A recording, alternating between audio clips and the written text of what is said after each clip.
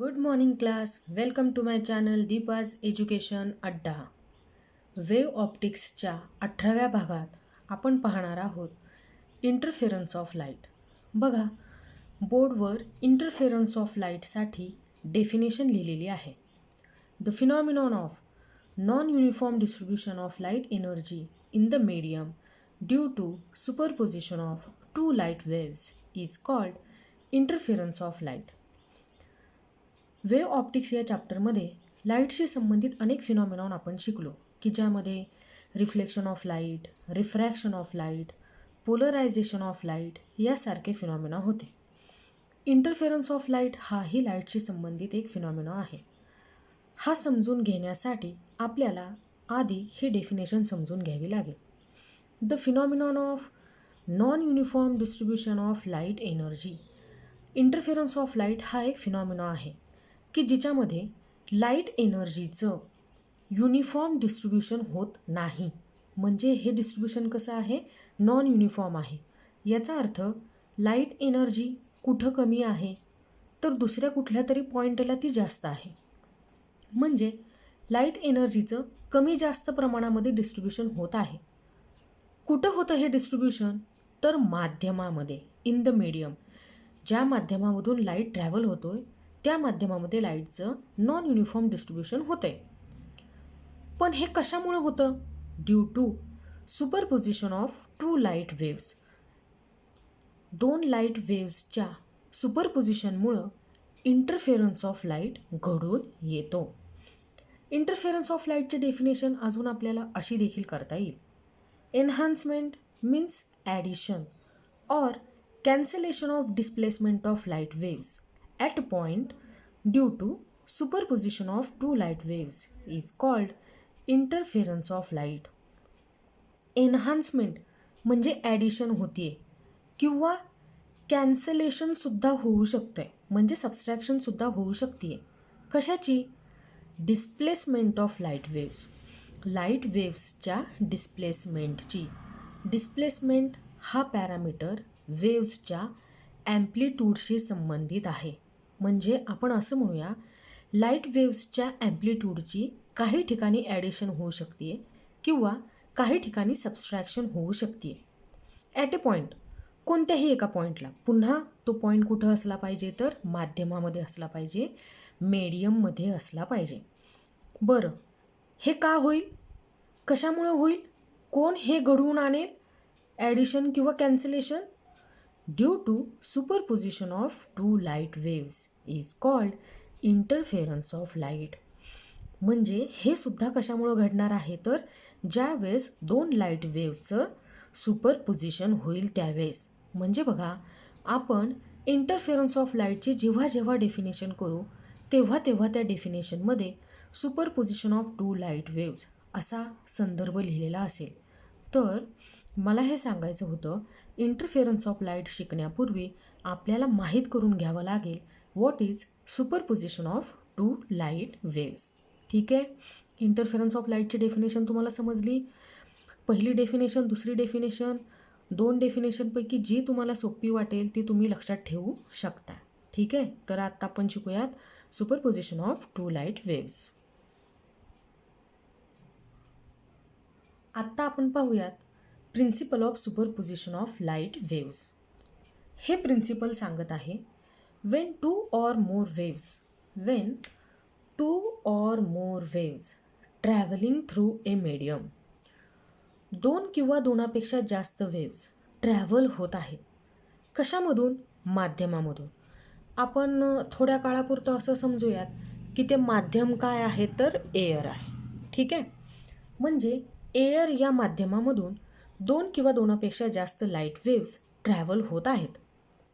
Arrive at a point simultaneously or overlap each other. माध्यमामधून travel होणाऱ्या या wave त्याच माध्यमाच्या कोणत्या तरी एका पॉईंटला एकत्रित आल्या. Simultaneously means at the same time, एकाच वेळेस त्या एका पॉईंटपाशी आल्या. किंवा आपण असं म्हणूयात की त्या पॉईंटपाशी येत असताना त्या एकमेकींना ओव्हरलॅपसुद्धा झाल्या. मग त्या पॉईंटपाशी काय घडलं तर Then each wave produces its own displacement at that point independent of other. त्या पॉईंटपाशी पोहोचल्यानंतर प्रत्येक वेवने स्वतःची ओन डिस्प्लेसमेंट त्या पॉईंटपाशी तयार केली की जी दुसऱ्या वेवच्या डिस्प्लेसमेंटवर इंडिपेंडेंट होती. मग त्या पॉईंटपाशी तयार झालेली रिझल्टंट डिस्प्लेसमेंट किती असेल? Then the resultant displacement at that point is equal to the vector sum of all these displacement. त्या पॉईंटपाशी तयार झालेली डिस्प्लेसमेंट ही त्या पॉईंटपाशी पोहोचणाऱ्या अनेक वेव्जने तयार केलेल्या डिस्प्लेसमेंटची ॲडिशन असेल, व्हेक्टर सम असेल. This is the principle of superposition of waves. आणि हे वेव्सचं काय आहे? Principle of superposition of wave आहे. आता बघा, पुन्हा एकदा सांगते.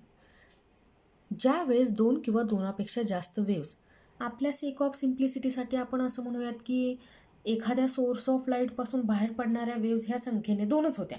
आपल्याला पटकन समजावं हे principle of superposition of light म्हणून असं म्हणते. दोनच वेव्स बाहेर पडल्या, त्या माध्यमातून ट्रॅव्हल होत गेल्या. माध्यम कोणतं कन्सिडर केलं होतं आपण? तर हवा, एअर. एअरमधून ट्रॅव्हल होत असताना त्या एकाच वेळेस माध्यमातल्या एका पॉईंटपाशी आल्या.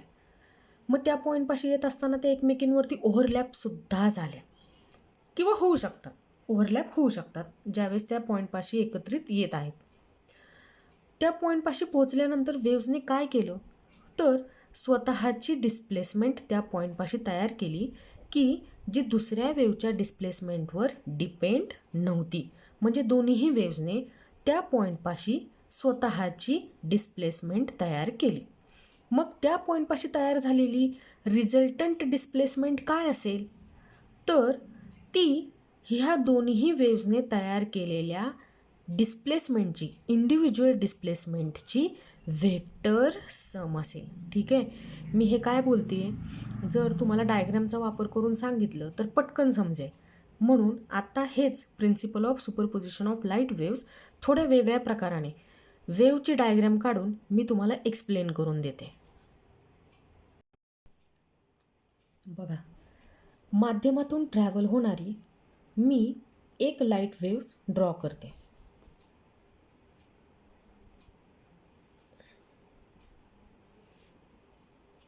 वेलॉसिटीचा ॲक्सिस टाईम, एक्स ॲक्सिसवरती टाईम ड्रॉ केला.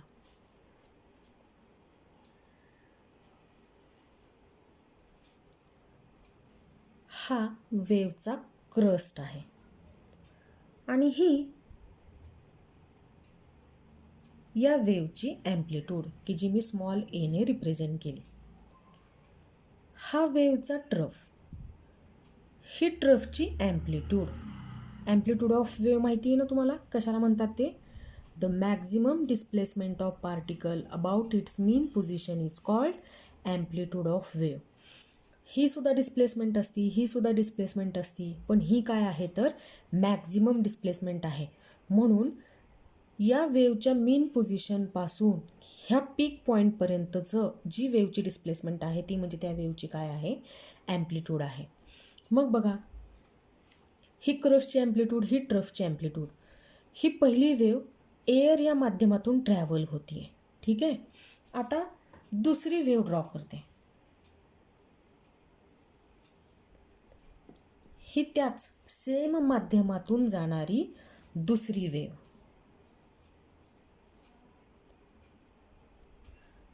हा त्या वेव्हचा क्रस्ट ड्रॉ करते मी, हा ट्रफ. ही दुसऱ्या वेव्हची ॲम्प्लिट्यूड ए, ही ट्रफची ॲम्प्लिट्यूड ए. ह्या दोन्हीही wave simultaneously means at the same time माध्यमातल्या एका पॉईंटपाशी पोहोचल्या. पोहोचत असताना त्या ओव्हरलॅपसुद्धा झाल्या. ओव्हरलॅप होत असताना दोन पॉसिबिलिटीज तयार होतील. पहिली पॉसिबिलिटी म्हणजे पहिल्या वेव्हचा क्रस्ट म्हणजे हा पार्ट दुसऱ्या वेव्हच्या क्रस्टवर कोइन्साईड होईल म्हणजे हा पार्ट. ही पहिली पॉसिबिलिटी. आणि दुसरी पॉसिबिलिटी अशी असेल की पहिल्या वेव्हचा ट्रफ दुसऱ्या वेव्हच्या क्रस्टवर कोइन्साइड होईल किंवा व्हाईस वर्सा. म्हणजे पहिल्या वेव्हचा ट्रफ दुसऱ्या वेव्हच्या क्रस्टवर किंवा पहिल्या वेव्हचा क्रस्ट दुसऱ्या वेव्हच्या ट्रफवर कोइन्साइड होईल. हे होत असताना काय होईल तर principle of superposition of light waves appear होईल. म्हणजे बघा आता होईल काय, आपण पहिली पॉसिबिलिटी डिस्कस करूया. पहिल्या वेव्हचा क्रस्ट की ज्याची ॲम्प्लिट्यूड आहे ए हा दुसऱ्या वेव्हच्या क्रस्टवरच कोइन्साइड होतो आहे. बघा मी तिथंच दाखवते हा क्रस्ट की ज्याची ॲम्प्लिट्यूडसुद्धा काय आहे तर ए आहे. मग ही रिझल्टंट ॲम्प्लिट्यूड काय असेल तर ही ती रिझल्टंट ॲम्प्लिट्यूड असेल. ठीक आहे.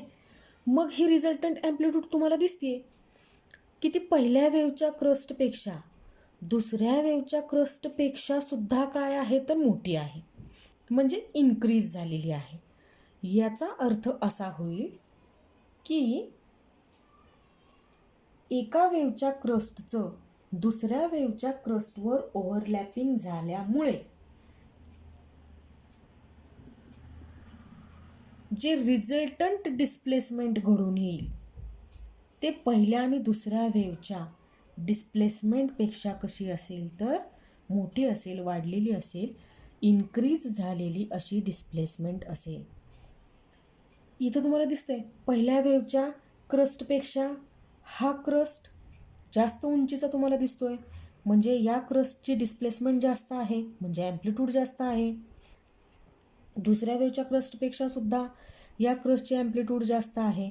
याचा अर्थ इथं काय घडून आलेलं आहे तर principle of superposition of light wave आपल्याला सांगतं की इथं तयार झालेली रिझल्टंट डिस्प्लेसमेंट ही ह्या दोन वेव्हजच्या इंडिव्हिज्युअल डिस्प्लेसमेंटची काय असेल तर व्हेक्टर सम असेल. म्हणजे ही जी डिस्प्लेसमेंट आहे, ही जी ॲम्प्लिट्यूड आहे वेव्हची ती असणार आहे ए प्लस ए. म्हणजे किती तर ट्वाईस ए. म्हणजे हे अंतर, ही डिस्प्लेसमेंट किती असेल तर ट्वाईस ए इतकी असेल. जसं क्रस्टच्या बाबतीत झालं तसंच ट्रफच्या बाबतीत सुद्धा होईल.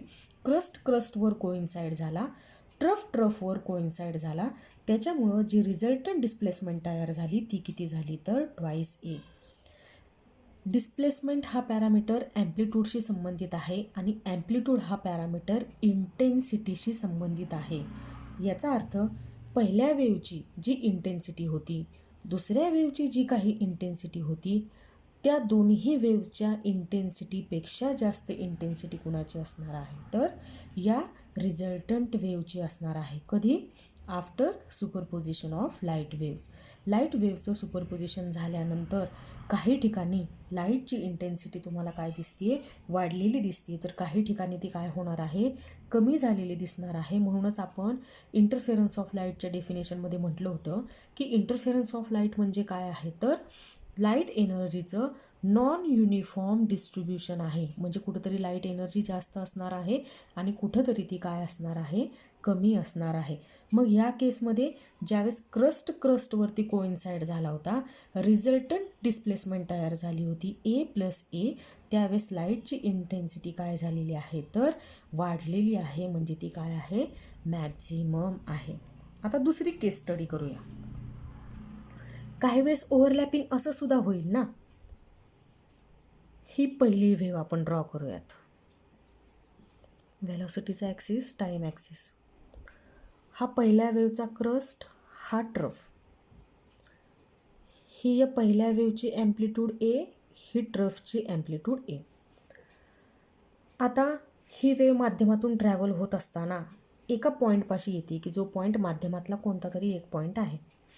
दुसरी वेव्हसुद्धा ट्रॅव्हल होती. आपण दुसरी पॉसिबिलिटी स्टडी करतोय की जर आता असं झालं की दुसऱ्या वेव्हचा ट्रफ पहिल्या वेव्हच्या क्रस्टवर कोइन्साइड झाला, किंवा असं म्हणा पहिल्या वेव्हचा क्रस्ट दुसऱ्या वेव्हच्या ट्रफवर कोइन्साइड झाला की ज्याची ॲम्प्लिट्यूड ए इतकी आहे, त्यावेळेस सिच्युएशन अशी दिसेल की पहिल्या वेव्हचा क्रस्ट कुठं कोइन्साइड झालेला दिसतोय, ओव्हरलॅप झालेला दिसतोय तर दुसऱ्या वेव्हच्या ट्रफवर. इथं ॲम्प्लिट्यूड किती आहे तर ए इतकी आहे. इथंसुद्धा ॲम्प्लिट्यूड किती आहे तर ए इतकी आहे. मग आता ह्या दोन ॲम्प्लिट्यूडची व्हेक्टर सम घेतली तर असं दिसून येईल की टोटल रिझल्टंट ॲम्प्लिट्यूड आहे, कॅपिटल एने रिप्रेझेंट करते, रिझल्टंट आहे म्हणून तिला आर म्हणते. A R equal to A plus minus A. असं का म्हटलं मी? ही आहे ॲम्प्लिट्यूड ऑफ फर्स्ट वेव. पण कुणाची ॲम्प्लिट्यूड? तर क्रस्टची. ही सुद्धा ॲम्प्लिट्यूड आहे. कुणाची? सेकंड वेवची. पण ट्रफची ॲम्प्लिट्यूड आहे. ट्रफची ॲम्प्लिट्यूड आहे म्हणून मी तिला मायनस कन्सिडर केली. Plus minus minus, therefore resultant amplitude equal to A minus A equal to 0. याचा अर्थ असा, ज्यावेळेस पहिल्या वेवचा क्रस्ट दुसऱ्या वेवच्या ट्रफवर कोइन्साइड होईल त्यावेळेस रिझल्टंट ॲम्प्लिट्यूड काय असेल तर 0 असेल. म्हणजे इथं तुम्हाला लाईट मिळणार नाही, कारण इथं लाईटची इंटेन्सिटी काय असेल? 0 असेल. आठवते का मी तुम्हाला काय म्हटलं होतं की डिस्प्लेसमेंट हा पॅरामीटर कशाशी संबंधित आहे? ॲम्प्लिट्यूडशी. आणि ॲम्प्लिट्यूड हा पॅरामीटर कुणाशी संबंधित आहे? इंटेन्सिटीशी. ॲम्प्लिट्यूड वाढतीये याचा अर्थ इंटेन्सिटीसुद्धा काय होतीये? वाढती. ॲम्प्लिट्यूड कमी झाली किंवा ॲम्प्लिट्यूड 0 आहे याचा अर्थ लाईटची इंटेन्सिटीसुद्धा काय आहे? 0 आहे. मग आता तुमच्या लक्षात आलं असेल की ज्यावेळेस क्रस्ट किंवा ट्रफ एकमेकांवर ओव्हरलॅप होतात त्यावेळेस रिझल्टंट ॲम्प्लिट्यूड ही A plus A equal to twice A असते. म्हणजे इथं इंटेन्सिटी कशी असणार आहे? तर मॅक्झिमम असणार आहे. आणि ज्यावेळेस एका वेवचा क्रस्ट दुसऱ्या वेवच्या ट्रफवर किंवा एका वेवचा ट्रफ दुसऱ्या वेवच्या क्रस्टवर कोइन्साइड होईल त्यावेळेस मात्र लाईटची इंटेन्सिटी काय होऊन जाईल? 0 होऊन जाईल. आणि हे कशामुळं होतं? तर हे होतं प्रिन्सिपल ऑफ सुपरपोजिशन ऑफ वेव्जमुळं. आलं आहे का लक्षात तुमच्या? Principle of superposition of light वेव्जमुळे काही ठिकाणी लाईटची इंटेन्सिटी मॅक्झिमम असते आणि काही ठिकाणी लाईटची इंटेन्सिटी कमी असते, की ज्यामुळं इंटरफेरन्स ऑफ लाईट घडून येतो. आलं आहे ना लक्षात? पाण्याने भरलेला एक खूप मोठा तलाव आहे. त्या तलावामध्ये आपल्याला काय करायचं आहे? 2 लहान खडे उचलायचे आणि एकाच वेळेस मारायचे. त्या खड्यांनी पाण्याच्या पृष्ठभागाला स्पर्श करताच त्या पाण्याच्या पृष्ठभागावर तरंग तयार झालेले तुम्हाला दिसतील. ठीक आहे. मग आता ते दोन्ही खडे आपण एकाच वेळेस टाकले होते. आपण असं समजूयात की त्या दोन्ही खड्यांनी एकाच वेळेस त्या पाण्याच्या पृष्ठभागाला स्पर्श केला आणि त्यापासून पाण्यावरती तरंग तयार झाले. मग आता जर हे खडे जवळजवळ टाकलेले असतील तर आपल्या लहानपणीचा अनुभव आहे आपल्याला की त्या दोन्ही वेगवेगळ्या खड्यांमधून बाहेर पडणाऱ्या ज्या वॉटर वेव्ज आहेत, पाण्यातील तरंग आहेत, ते एकमेकांमध्ये काय होतात? मिक्सअप होतात. हो की नाही? मिसळत असतानाच पाहिलेत ना तुम्ही ते एकमेकांमध्ये इंटरफेअर होत असताना आपण बघतो. बघा, ज्यावेळेस मी interference of light waves, interference हा फिनॉमिनॉन शिकायला घेते लाईट वेव्सशी संबंधित असलेला, त्यावेळेस लाईट वेव्स परस्परांमध्ये कशा मिक्सअप होतात हे जर मला समजून घ्यायचं असेल तर मी ह्या वॉटर वेव्हच्या एक्सपेरिमेंटमधून पटकन समजून घेऊ शकते.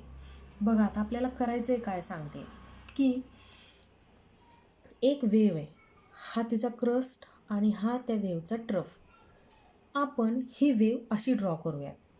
हा जो क्रस्ट आहे, ज्यावेळेस मला हा क्रस्ट ड्रॉ करायचा आहे त्यावेळेस मी तो क्रस्ट कंटिन्यू लाईनने ड्रॉ करेल आणि तो असा असेल. ठीक आहे.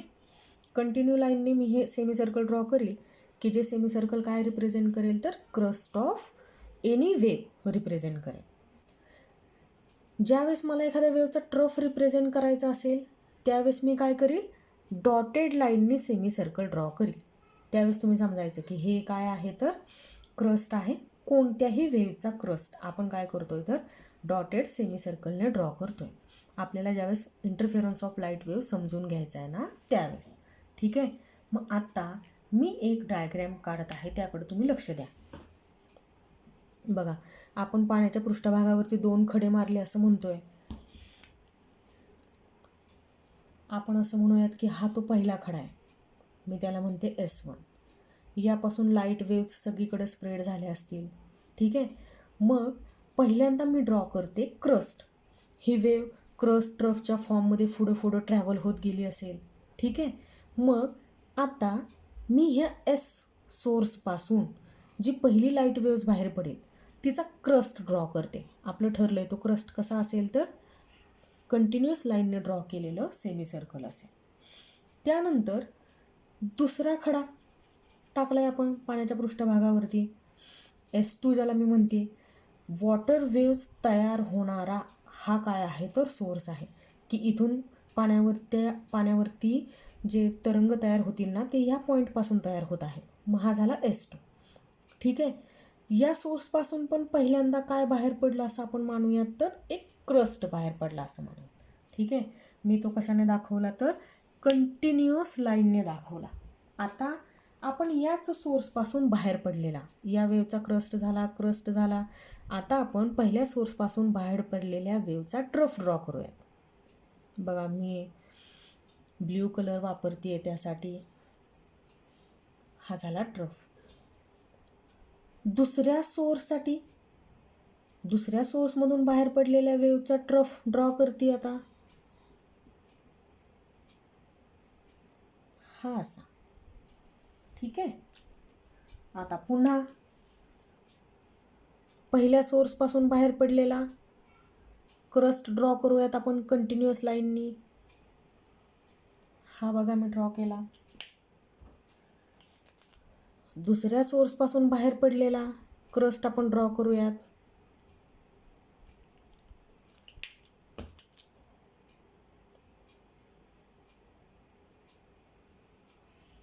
हे पहा मी ड्रॉ केला. आता पुन्हा ट्रफ ड्रॉ करूयात.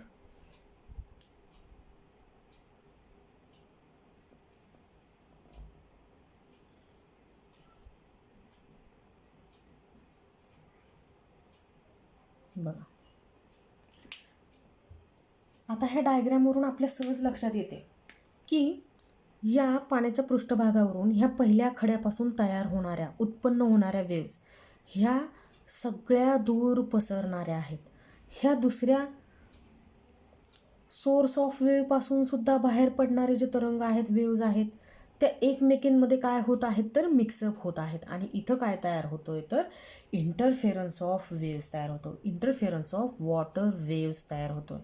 बघा आता आपण काय करणार आहोत तर ज्या ठिकाणी या डायग्राममध्ये ज्या ठिकाणी क्रस्टवर कोइन्साइड झालेला तुम्हाला दिसतोय तो पॉईंट आपण असा दाखवायचा, स्टारने दाखवूयात. आणि जिथं क्रस्ट ट्रफवर कोइन्साइड झालेला दिसतोय तो पॉईंट आपण असा दाखवूयात. ठीक आहे. चला मग शोधूयात आता आपण. क्रस्ट ट्रफवर कुठं कोइन्साइड झालेला दिसला. हे बघा हा पहिला पॉईंट मला दिसला की जिथं पहिल्या वेव्हचा क्रस्ट दुसऱ्या सोर्समधून बाहेर पडलेल्या वेव्हच्या ट्रफवरती कोइन्साइड झालेला दिसतोय. हा पॉईंट मी असा ड्रॉ करते. ठीक आहे. त्यानंतर दुसऱ्या वेव्हचा क्रस्ट पहिल्या वेव्हच्या ट्रफवर कोइन्साइड झालेला दिसतोय. तो पॉईंट मी असा ड्रॉ करते. इथं दुसऱ्या वेव्हचा क्रस्ट पहिल्या वेव्हच्या क्रस्टवरती कोइन्साइड झालेला दिसतोय.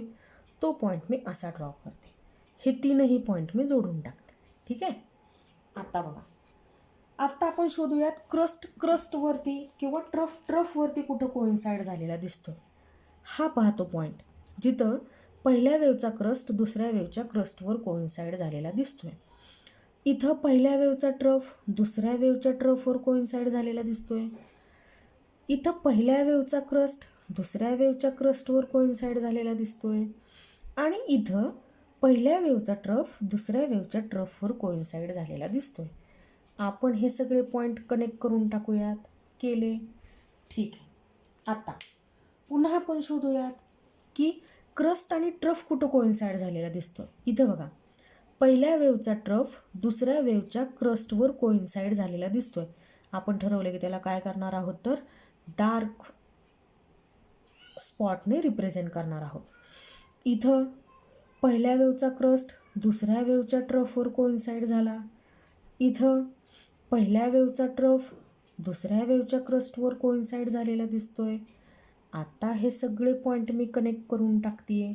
बघा, इथं crust trough crust trough crust trough यांचं एकत्रित येणं आहे. आणि इंटरफेरन्स पॅटर्नमध्ये तुम्हाला मी शिकवलं की 2 टाईपचे इंटरफेरन्स तयार होतील. एक असेल कन्स्ट्रक्टिव्ह इंटरफेरन्स आणि दुसरा असेल डिस्ट्रक्टिव्ह इंटरफेरन्स. कन्स्ट्रक्टिव्ह इंटरफेरन्समध्ये पॉईंट कसा असेल, ब्राईट असेल, की ज्यावेळेस पहिल्या वेवचा क्रस्ट दुसऱ्या वेवच्या क्रस्टवर किंवा पहिल्या वेवचा ट्रफ दुसऱ्या वेवच्या ट्रफवरच कोइन्साइड झालेला दिसतोय. म्हणजे इथं मध्यभागी जे काही कॉम्बिनेशन झालेलं आहे तो क्रस्टवरती कोइन्साइड झालेला दिसतोय किंवा ट्रफवर कोइन्साइड झालेला दिसतोय. म्हणून हा तयार झाला कन्स्ट्रक्टिव्ह इंटरफेरन्स.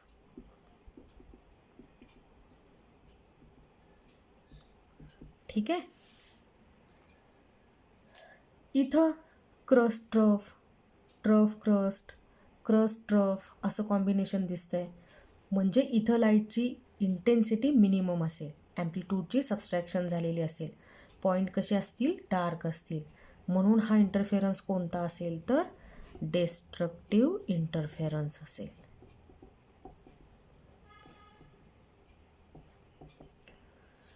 इथं सुद्धा जसं वर घडलंय तसंच इथं घडलंय. Crust trough crust trough crust trough असे पॉईंट एकत्रित आलेत. म्हणजे हा सुद्धा काय आहे तर डिस्ट्रक्टिव्ह इंटरफेरन्स आहे. म्हणजे बघा, वॉटर वेव्हचं एक्झाम्पल घेऊन आपल्याला समजलं की जवळजवळ जर सोर्स ऑफ वेव्ज असतील तर त्यातून प्रोड्यूस होणाऱ्या वेव्ज ह्या एकमेकींमध्ये इंटरफेअर होतात आणि त्यातून असे काही पॉईंट तयार होतात की जिथं इंटेन्सिटी काय असेल, कमीत कमी असेल, ॲम्प्लिट्यूड 0 असेल, त्यामुळे इंटेन्सिटी 0 असेल. किंवा असे काही पॉईंट तयार होतील की जिथं ॲम्प्लिट्यूड दुप्पट झालेला असेल, की ज्यामुळे इंटेन्सिटीसुद्धा काय झालेली असेल, वाढलेली असेल. लक्षात आलं आहे तुमच्या? बघा, इंटरफेरन्स पॅटर्नमध्ये मध्यभागी तयार होणारा जो इंटरफेरन्स पॅटर्न असतो तो नेहमीच कसा असतो, कन्स्ट्रक्टिव्ह इंटरफेरन्स असतो. आणि त्याच्या दोन्ही बाजूला काय तयार होतील, डिस्ट्रक्टिव्ह इंटरफेरन्स पॅटर्न तयार होतील, की ज्यामुळं लाईटची इंटेन्सिटी काय झाली असणार आहे तर 0 झाली असणार आहे. ठीक आहे. इंटरफेरन्स पॅटर्नमध्ये नेहमीच मध्यभागी तयार होणारा जो बँड असेल तिथं लाईटची इंटेन्सिटी मॅक्झिमम असेल, तिथं लाईटचा ब्राईटनेस कसा असेल, मॅक्झिमम असेल. इंटरफेरन्स पॅटर्नमध्ये अल्टरनेट डार्क आणि ब्राईट बँड प्रोड्यूस्ड होतात. हे आपल्याला पुढं शिकत असताना कळणारच आहे. हे समजलं का तुमच्या? हे लक्षात आलं का तुम्हाला?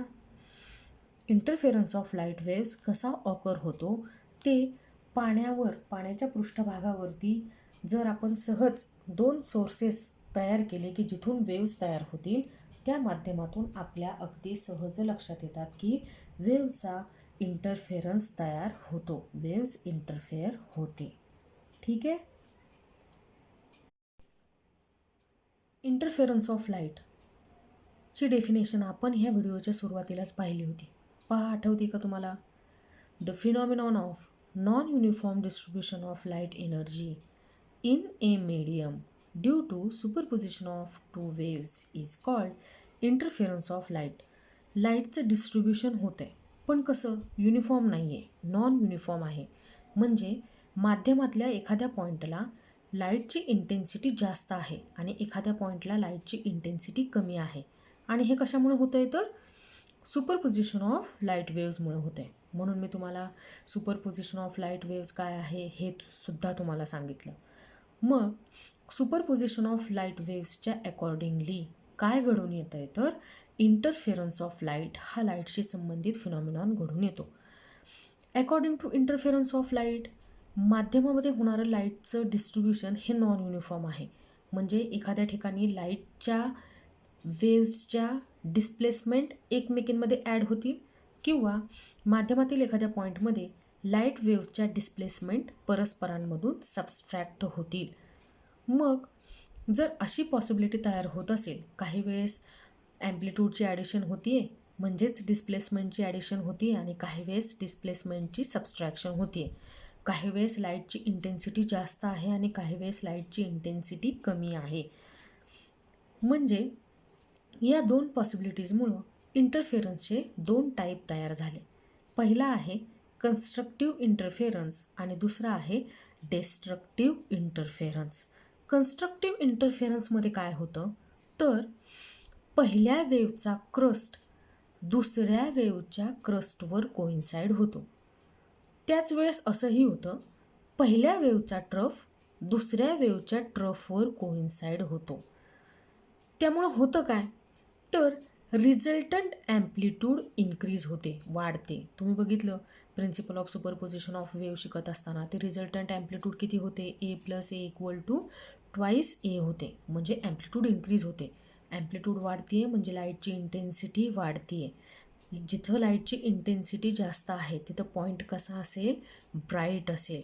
आणि हे कशामध्ये घडून येतं तर कन्स्ट्रक्टिव्ह इंटरफेरन्समध्ये घडून येतं. कन्स्ट्रक्टिव्ह इंटरफेरन्समध्ये आपल्याला मिळालेली लाईटची इंटेन्सिटी आपण अशी लिहू शकतोय, maximum intensity of light obtained in constructive interference is directly proportional to A1 plus A2 bracket square. A1 म्हणजे काय आहे, amplitude of first wave, where A2 is amplitude of second wave. Constructive interference पुन्हा एकदा सांगते तुम्हाला.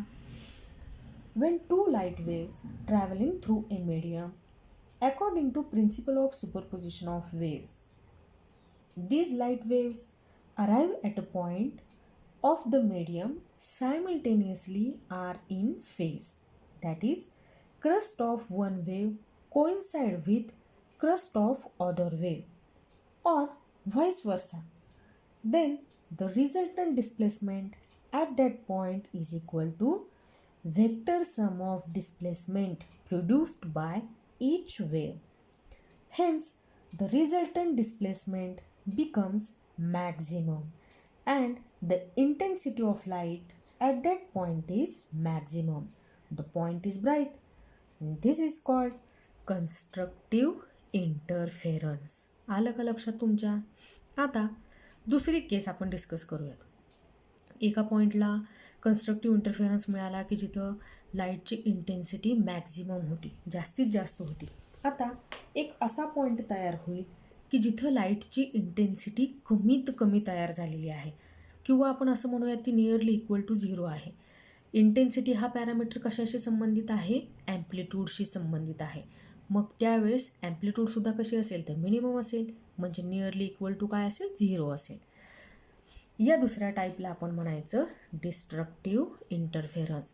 Destructive इंटरफेरन्समध्ये आपल्याला मिळणारी लाईटची इंटेन्सिटी कशी लिहिली जाईल, अशी लिहिली जाईल, I stands for intensity of light. Minimum म्हणजे मिनिमम इंटेन्सिटी मी रिप्रेझेंट केली आय मिनिममने, ही डायरेक्टली प्रोपोर्शनल असेल कशाला, A1 minus A2 bracket स्क्वेअरला. A1 काय असेल, amplitude of first wave, A2 काय असेल, ॲम्प्लिट्यूड ऑफ सेकंड वेव्ह. आणि यांचं मला काय घ्यायचं आहे तर सबस्ट्रॅक्शन घ्यायचं आहे. आणि ह्या सबस्ट्रॅक्शनचा मी काय करील, स्क्वेअर करील, कारण मला माहीत आहे intensity of light directly proportional to amplitude square. बरोबर ना? मग बघा, डिस्ट्रक्टिव्ह इंटरफेरन्समध्ये काय होतं, एका वेव्हचा क्रस्ट दुसऱ्या वेव्हच्या ट्रफवर कोइन्साइड होतो. बघा इथं वेव्ह काढते, ही पहिली वेव्ह आहे. आता दुसरी वेव्ह ड्रॉ करूयात आपण. ही अशी सिच्युएशन तयार होईल. पहिल्या वेव्हचा क्रस्ट हा दुसऱ्या वेव्हच्या कशावरती कोइन्साइड झालेला दिसतोय तुम्हाला, ट्रफवरती. म्हणजे इथे ॲम्प्लिट्यूड असेल प्लस ए आणि इथे ॲम्प्लिट्यूड काय असणार आहे, minus A. Plus A amplitude minus A आणि यांची सम म्हणजे A plus minus A equal to काय झाली तर 0 झाली. म्हणजे रिझल्टंट ॲम्प्लिट्यूड आपल्याला किती मिळाली, 0 मिळाली. म्हणजे ह्या दोन्ही ॲम्प्लिट्यूड एकमेकांना काय झाल्या, कॅन्सल आऊट झाल्या. ॲम्प्लिट्यूड 0 मिळाली. इथं पहिल्या वेव्हचा ट्रफ दुसऱ्या वेव्हच्या क्रस्टवर कोइन्साइड झालेला दिसतोय. पुन्हा इथं ॲम्प्लिट्यूड ए, इथं ॲम्प्लिट्यूड मायनस ए, पुन्हा इथं रिझल्टंट ॲम्प्लिट्यूड काय तयार झाली, 0. म्हणजे माध्यमातला एक असा पॉईंट की जिथं लाईट वेव्सच्या इंटेन्सिटी 0 दिसत आहेत त्या ठिकाणी डार्क पॉईंट ॲपियर होताना तुम्हाला दिसतोय. म्हणजे लाईटचा ब्राईटनेस नियरली इक्वल टू 0 आहे. का तर ॲम्प्लिट्यूड 0 आहे. ॲम्प्लिट्यूड 0 आहे म्हणून इंटेन्सिटीसुद्धा काय असणार आहे, 0 असणार आहे. आणि हे ज्या इंटरफेरन्स पॅटर्नमध्ये घडून येते त्याला तुम्ही काय म्हणणार आहात, डिस्ट्रक्टिव्ह इंटरफेरन्स. ठीक आहे. पुन्हा एकदा सांगते, व्हॉट इज डिस्ट्रक्टिव्ह इंटरफेरन्स?